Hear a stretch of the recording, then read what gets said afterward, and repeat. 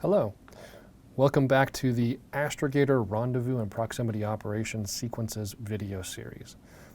In this particular video, we're going to be talking about the Perch Equal Spacing RPO sequence. And so let's go ahead and jump into that. This is another one of our forced motion sequences. And so you can find it in here, the RPO forced motion folder. And we're talking about the Perch Equal Spacing sequence. All right, so I already have that here in my MCS. In this particular case, I set my reference vehicle to target. I set my initial state. In this case, the initial state is going to be in the radial in-tracking coordinate system at plus 200 meters in each of those coordinates. And so we're basically, the goal here is to perch, at plus 200, plus 200, plus 200 meters off the target satellite and perch and hold there. So let's go ahead and take a look here. We're going to do a perch duration of 2 hours.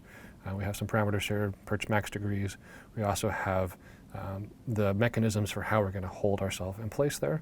And so in this case, we're going to use an impulsive maneuver, but you can use a finite maneuver with a proc-stop engine. And so what the, just kind of more details on what we're doing. So the perch equal spacing sequence maintains a perch point using forced motion waypoints with equal spacing. This sequence uses those waypoints to maintain that current relative position. And the relative position, when not on the V-bar, requires station keeping to maintain the maneuvers to maintain it. If we're on the V-bar and we have matched forces and such, we're just going to follow it. We're in the V-bar track. So in this case, the sequence uses the method of equal spacing employed by the forced motion waypoint sequence to maintain the perch point.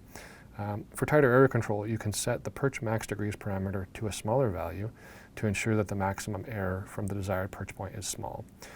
For direct control of the error bounds, use the perch max error sequence instead. And so in this particular example, we mentioned that we're going to be plus 200 meters in the radial direction, plus 200 meters in the in-track position, and plus 200 meters in the cross-track position. And we're going to hold that for 2 hours with our max error set to, or our max degrees set to 5 degrees.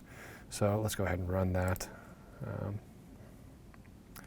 and let the targeter do its magic, and then we will set our animation time to the beginning of our perch equal spacing sequence, and we will zoom to our RPO video, our RPO satellite in the 3D graphics window.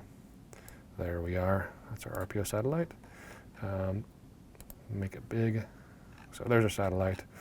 And we see it's plus 200, plus 200, plus 200 meters in R, I, and C. And there's our target vehicle. And so if we play this, the notion is we should maintain that position as we move forward. And so target satellite's moving. We're maintaining our perch point as we do. And we go ahead and move forward that way. All right, so this particular perch operation required 7 maneuvers to complete, and it resulted in a delta V of 2.3 centimeters per second. So that's the perch equal spacing sequence. So thanks for tuning in.